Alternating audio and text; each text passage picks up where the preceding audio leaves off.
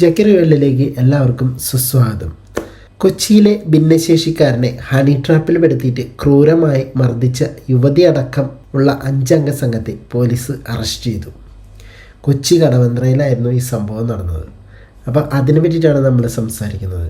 Subscribe ചെയ്യാത്തവരുണ്ടെങ്കിൽ ഒന്ന് subscribe ചെയ്തേക്കണം. എനിക്ക് സബ്സ്ക്രിപ്ഷൻ വളരെ കുറവാണ്, അതുകൊണ്ടാണ്, പ്ലീസ്. അതായത് കൊച്ചിയിലെ കടവന്ത്രയിലെ ഭിന്നശേഷിക്കാരനായ, അതായത് സംസാരിക്കാൻ പോലും കഴിയാത്ത യുവാവിനെ ഹണി ട്രാപ്പിൽ പെടുത്തിയിട്ട് ഹോട്ടൽ മുറിയിലേക്ക് വിളിച്ചു വരുത്തി ക്രൂരമായി മർദ്ദിച്ച സംഭവത്തിലാണ് ഈ യുവതി അടക്കം 5 അംഗ സംഘം അറസ്റ്റിലായിരിക്കുന്നത്. കൊല്ലം സ്വദേശിയാണ് ഈ അമൽദേവ് എന്ന് പറഞ്ഞ ഈ ഭിന്നശേഷിക്കാരൻ. ഓക്കെ, ഈ ഹണി ട്രാപ്പിന് ഇരയായത് അമൽദേവാണ്. സംഭവത്തിൽ 1-ാം പ്രതിയായത് സഫ്നയാണ്. ഞാൻ കാണിച്ചു തരാം അവളെനൊക്കെ. 2-ാം പ്രതി അമലാണ്.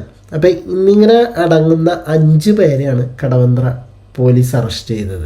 സംഭവത്തെക്കുറിച്ച് ഞാനൊന്ന് ചുരുക്കി പറയാം. ആദ്യം ഈ സംഭവത്തെക്കുറിച്ച് പറയുമ്പോൾ, സോഷ്യൽ മീഡിയ വഴിയാണ് കൊല്ലം സ്വദേശിയായ അമൽദേവ് സഫ്നയെ പരിചയപ്പെടുന്നത്.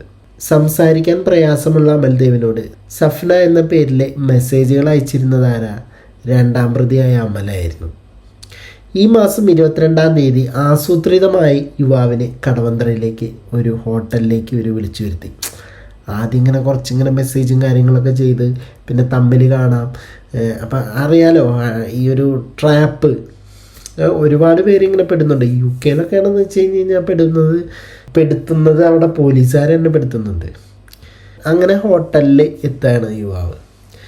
അപ്പോൾ ഒരു എന്താ പറയുക, നമ്മൾ പരിചയപ്പെട്ട് അപ്പോൾ ഒരു ഇഷ്ടം, ഒരു ലവ് ഡെവലപ്പ് ചെയ്യാൻ വേണ്ടിയിട്ടുള്ള ഒരു ഫസ്റ്റ് മീറ്റിലാണ് യുവാവ് വരുന്നത്.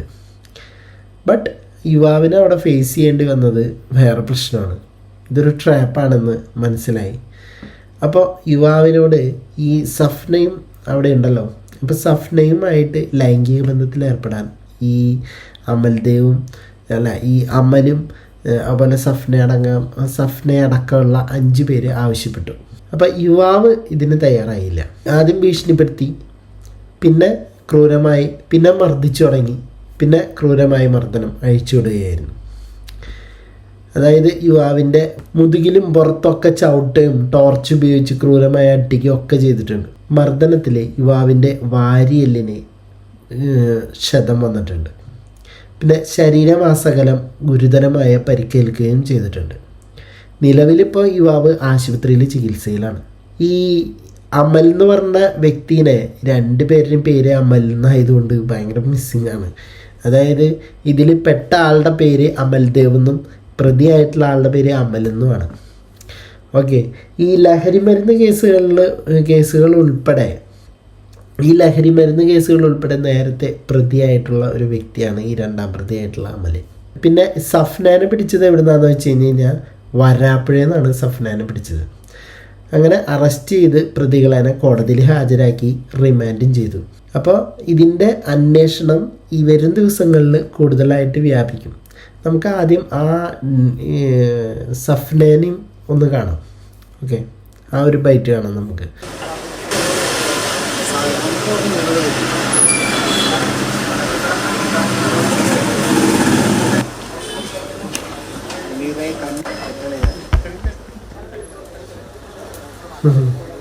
ഇത് ഡെലിവറി അല്ല കേട്ടാ, സർക്കാരിൽ നിന്നൊരു ആദരവ് മേടിക്കാൻ വേണ്ടി നിൽക്കണ നിൽപ്പുമല്ല.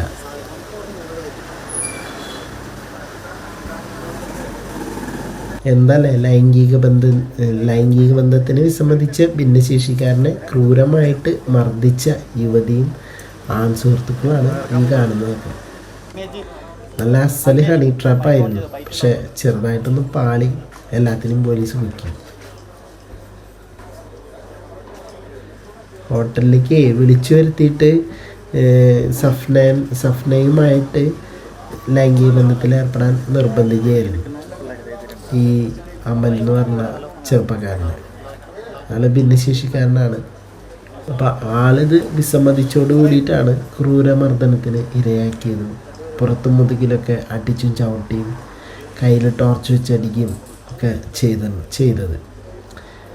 വാരിയലുകൾക്ക് ചെറിയ പൊട്ടലൊക്കെ ഉണ്ടെന്നാണ് കേട്ടത്. ഇവരെത്ര കൂളായിട്ടാണല്ലേ പോലീസ് സ്റ്റേഷനിൽ നിൽക്കുന്നത്. ഇവരൊക്കെ കണ്ടാൽ പറയൂ, ഈ സംസാരിക്കാൻ പോലും വയ്യാത്ത ഒരാളെ വാരിയിൽ തല്ലൊടിച്ച ക്രൂരതയിലെ വാരിയിൽ തല്ലൊടിച്ച കേസിലെ പ്രതിയാണ്. അവളെ ചിരിയൊക്കെ നോക്ക്, എന്താണല്ലേ ചിരി.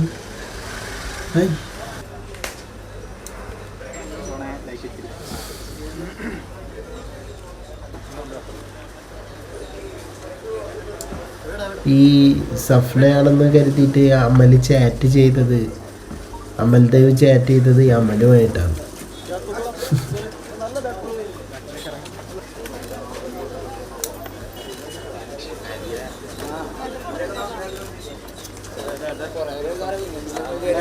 ഇപ്പൊ അറസ്റ്റിലായിട്ടൊരു ഭയം ഇല്ലാണ്ടാണ് അവളുടെ നിൽപ്പ്. ചിരിച്ചു നിൽക്കുന്നവരുടെയൊക്കെ ഒരു മൈൻഡ് സെറ്റ് എത്രത്തോളം ഭീകരാന്ന് ആലോചിച്ച് നോക്കുക. സോഷ്യൽ മീഡിയ വഴി ആരെങ്കിലും വിളിക്കുകയാണെങ്കിൽ കണ്ണടച്ച് വിശ്വസിച്ച് ഇപ്പം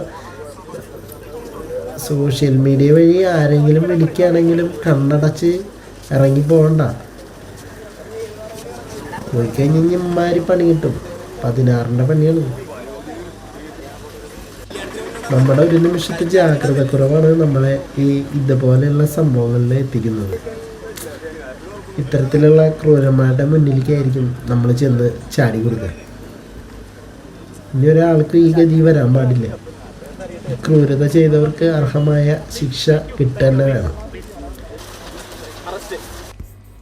അപ്പോൾ ഇതിൽ നിങ്ങളുടെ അഭിപ്രായങ്ങൾ എന്താണെങ്കിലും താഴെ കമൻറ്റ് ബോക്സിൽ രേഖപ്പെടുത്തുക. പോയി വരാം അടുത്തൊരു വീഡിയോയുമായിട്ട്.